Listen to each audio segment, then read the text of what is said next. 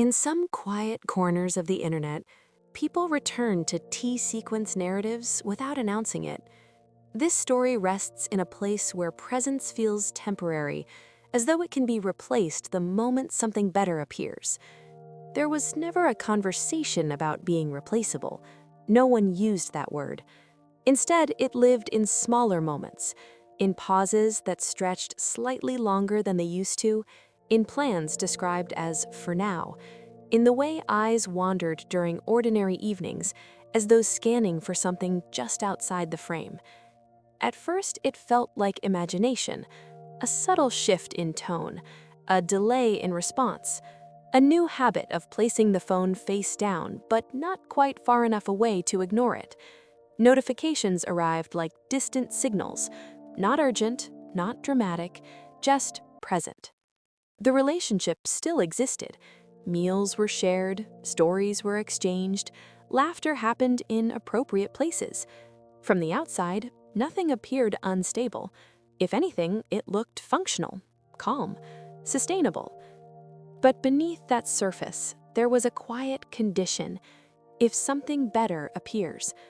It was never spoken, yet it hovered, a clause attached to affection, an invisible footnote beneath commitment. You began to notice it in scheduling. Plans were tentative. Invitations came with escape routes. Let's see how the week goes. I'll let you know. Maybe. The language was light, almost harmless, flexible, modern, but it carried a softness that felt less like freedom and more like contingency. You tried not to overthink it. After all, everyone wants options. Everyone keeps doors slightly open.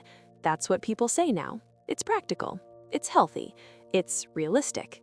Still, there was a pattern. Moments together felt provisional, as though they were being compared against something unseen, a future possibility, a hypothetical improvement. You would be sitting across from them at a quiet table, candlelight steady between you, and notice their attention drift, not toward someone specific, but toward the idea that someone else could exist, someone easier, someone more aligned, someone better. The word better was never defined. Better how? Kinder? Smarter? More ambitious? Less complicated? More exciting? Less familiar? It didn't matter. The possibility alone was enough. You began to adjust without meaning to. You became slightly more accommodating, slightly more agreeable. You told fewer stories that took too long to explain. You softened opinions before they formed fully. You laughed a little sooner, just in case silence lingered too long. Not because you were insecure, because you were aware. Aware that in a world built on endless options, stability feels like a temporary arrangement, a placeholder until something optimized appears. And optimization is a quiet pressure. It shows up in profiles and curated images, in career upgrades, in apartments with better lighting, in conversations about potential. Potential became a recurring theme. They spoke about it often, their own, other people's, the future's. You noticed that potential always faced forward. It never rested in the present moment. The present felt negotiable. You started measuring yourself against invisible comparisons. Was this version of you the strongest one, the most interesting, the most efficient? Were you evolving quickly enough, improving in ways that would make someone pause before replacing you? It wasn't a dramatic fear. It was more like background noise, a steady hum that said, "Don't get too comfortable."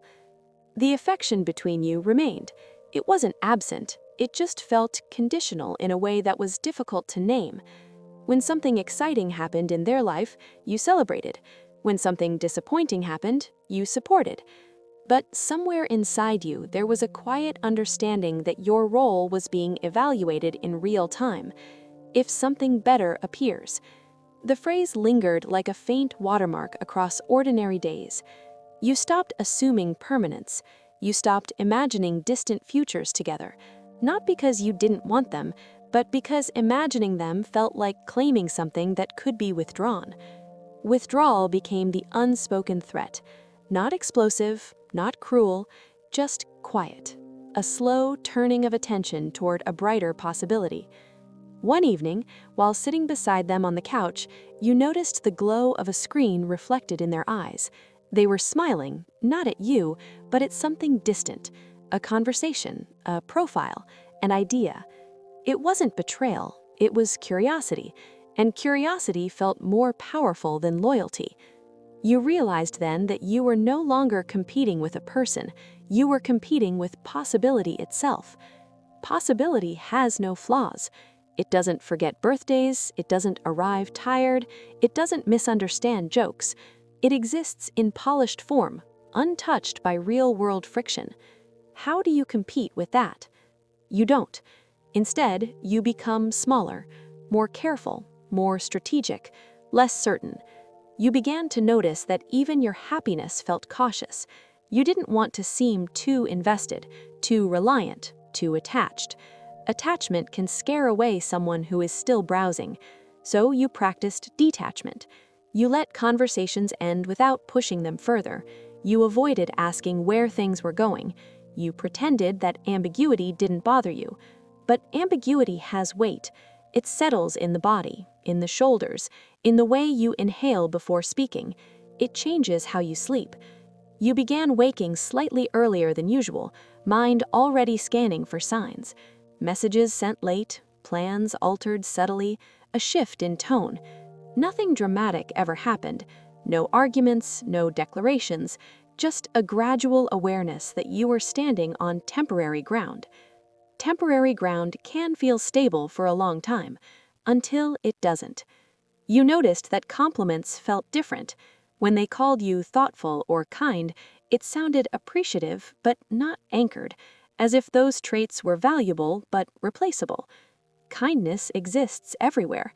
Thoughtfulness can be found again. What makes someone irreplaceable? The question hovered without an answer.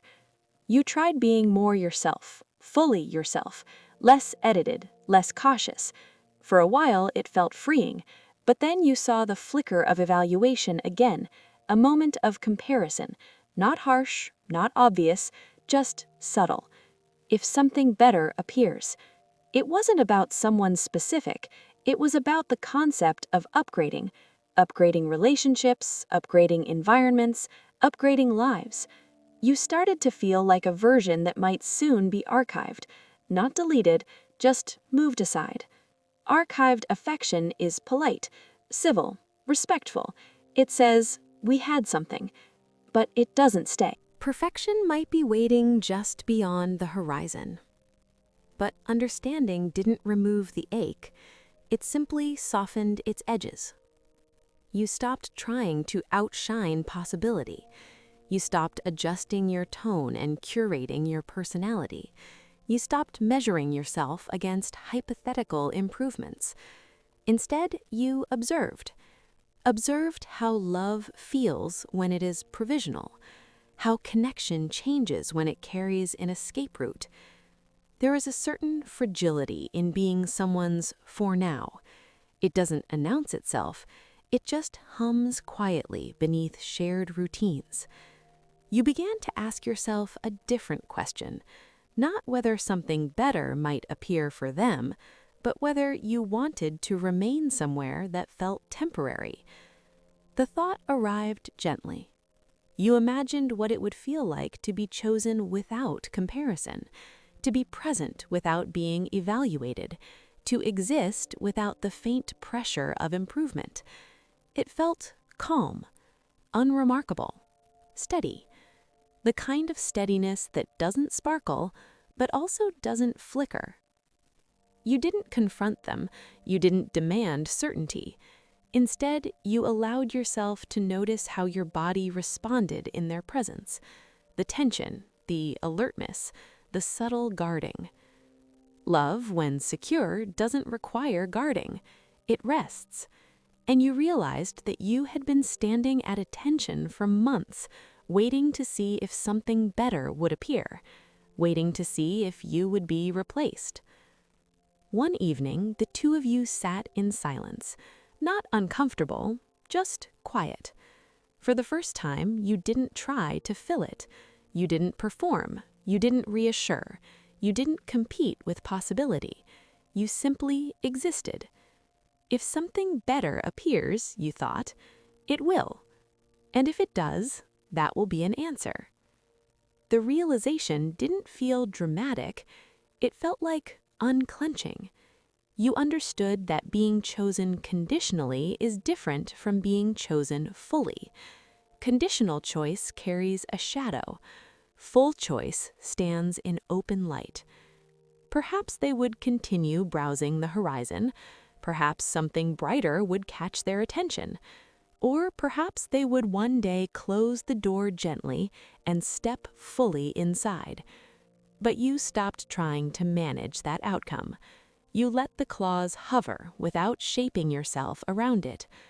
If something better appears. The phrase no longer felt like a threat. It felt like a filter. If someone leaves because a better option appears, then they were always half-turned toward the exit. And half-turned love never feels entirely warm. You began to shift your focus quietly, toward friendships that felt anchored, toward routines that felt solid, toward a version of yourself that wasn't auditioning. The relationship didn't end, it simply changed in your awareness. You stopped chasing permanence and started valuing presence. Not the kind of presence that scans for upgrades, but the kind that sits still. There is a difference between staying because nothing better has appeared and staying because nothing better is needed. That difference is almost invisible, but once you feel it, you cannot unfeel it. And so you sit with the understanding. If something better appears, you will not shrink to compete with it. You will remain as you are. Some people are always searching. Others are ready to stay. And sometimes the quietest shift is realizing which one you want to be. Some connections drift when compared to possibility. Some listeners leave a quiet like or decide to subscribe after a story like this settles with them. You've been listening to T-Sequence Narratives. Some moments don't end. They just stop being spoken about.